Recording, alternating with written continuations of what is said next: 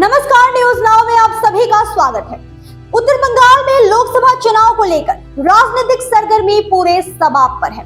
आज से हम लोग हर रोज उत्तर बंगाल के सभी 8 सीटों का चुनावी विश्लेषण करेंगे। इस चुनाव में मुख्य टक्कर किन किन दलों के बीच होनी है, क्या है मतदाता का मिजाज, तमाम चीजों को लेकर हम आपके बीच हाजिर होंगे। नमस्कार, मैं हूं आपके साथ प्रेरणा और इस समय मैं मौजूद हूं कुचबिहार शहर के ऐतिहासिक धरोहर यानी कुचबिहार राजबाड़ी परिसर में। कुचबिहार राजबाड़ी कुचबिहार के ऐतिहासिक दस्तावेजों का भंडार है। इस राजमहल ने जिला की राजनीति में काफी उतार चढ़ाव देखा है और कई राजनीतिक घटनाओं का साक्षी है। कुचबिहार शहर एक ऐतिहासिक शहर है। इस शहर की हर एक इंच जमीन शहर के ऐतिहासिक महत्व का बखान करता है। ममता बनर्जी के सत्ता में आने के बाद कुचबिहार शहर को ऐतिहासिक धरोहर का दर्जा दिया गया। पिछले 10 सालों में कुचबिहार शहर का काफी विकास हुआ है। शहर में चौड़े चौड़े सड़कों का निर्माण किया गया।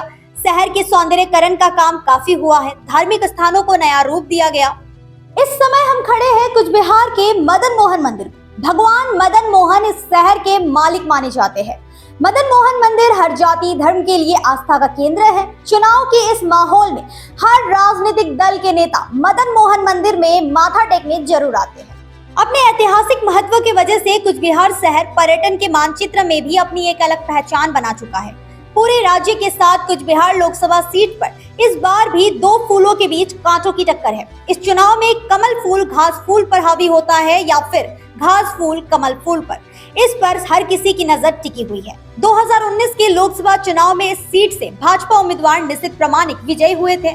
भाजपा ने 2024 लोकसभा चुनाव में भी निशित प्रामाणिक को ही अपना उम्मीदवार बनाया है। एक छोटे से गांव का लड़का निशित प्रामाणिक को केंद्रीय गृह राज्य मंत्री पद पर बैठाया गया। भाजपा सरकार में उनकी अच्छी पैठ है। मार्च 2019 के पहले तक निशित प्रामाणिक तृणमूल कांग्रेस के जिला युवा अध्यक्ष हुआ करते थे और उसके बाद भाजपा में शामिल हो गए।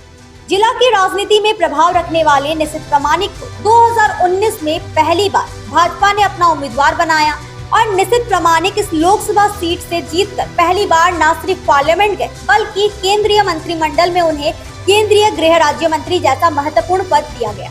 उसके बाद फिर निशित प्रामाणिक ने पीछे मुड़कर नहीं देखा।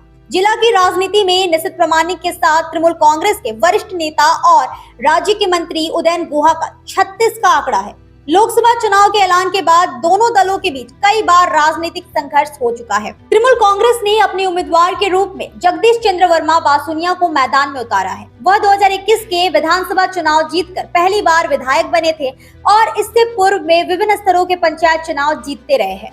उनके बारे में कहा जाता है कि आज तक जितने भी चुनाव लड़े हैं सभी जीते हैं। जिला के लोगों के मुताबिक जमीनी स्तर पर जगदीश वर्मा बासुनिया की पकड़ बहुत मजबूत है। कुचबिहार लोकसभा संसदीय क्षेत्र राजवंशी बाहुल इलाका है। कुचबिहार लोकसभा संसदीय क्षेत्र में 62% राजवंशी संप्रदाय के लोग रहते हैं। पिछले कई सालों से अलग कामतापुर राज्य की मांग को लेकर यहाँ आंदोलन होता रहा है। इस चुनाव में भी कामतापुर राज्य की मांग को लेकर कामतापुर पीपुल्स पार्टी चुनावी मैदान में है। राजवंशी मतदाता बहुत बड़े फैक्टर है। यही वजह है कि ममता बनर्जी और नरेंद्र मोदी दोनों ने अपनी जनसभा में राजवंशियों को साधने का प्रयास किया। जहां तक चुनावी मुद्दे का सवाल है, भाजपा एक और जहां नरेंद्र मोदी के विकास कार्य को मतदाताओं के समक्ष रख रही है, वहीं बंगाल में हुए घोटाले और संदेश खाली में महिलाओं पर हुए अत्याचार को भी एक बड़ा मुद्दा बनाया है। वहीं ममता बनर्जी विरोधियों पर केंद्र सरकार द्वारा केंद्रीय एजेंसियों का दुरुपयोग, राज्य को आर्थिक मदद न देने और सीएए को चुनावी मुद्दा बनाकर भाजपा पर लगातार हमला कर रही है। ममता बनर्जी ने अपनी जनसभा में निशित प्रामाणिक को अपराधी तक बताया है। तृणमूल कांग्रेस ने निशित प्रामाणिक के 5 साल के कामकाज पर भी सवाल उठाया है। 2019 के लोकसभा चुनाव में कुल मतदाताओं की संख्या 18,14,200 थी। भाजपा के उम्मीदवार निशित प्रामाणिक को 7,31,594 वोट मिले थे। वहीं तृणमूल कांग्रेस के उम्मीदवार परेश चंद्र अधिकारी को 6,70,363 वोट मिले थे। निशित प्रामाणिक ने 54,231 वोटों से टीएमसी के उम्मीदवार को हराया था। कुचबिहार के मतदाताओं के मुताबिक पिछले 5 सालों में बतौर केंद्रीय मंत्री निशित प्रामाणिक को जितना विकास करना चाहिए था उतना विकास इलाके का हुआ नहीं। निशित प्रामाणिक को हराने के लिए तृणमूल कांग्रेस ने अपनी पूरी शक्ति झोंक दी है।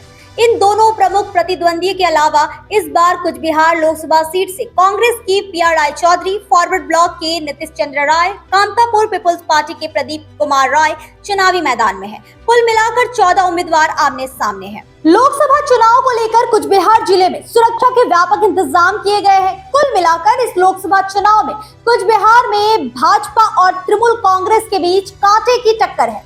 अब देखना यह दिलचस्प होगा कि कुछ बिहार में कमल फूल खिलता है या फिर घास फूल।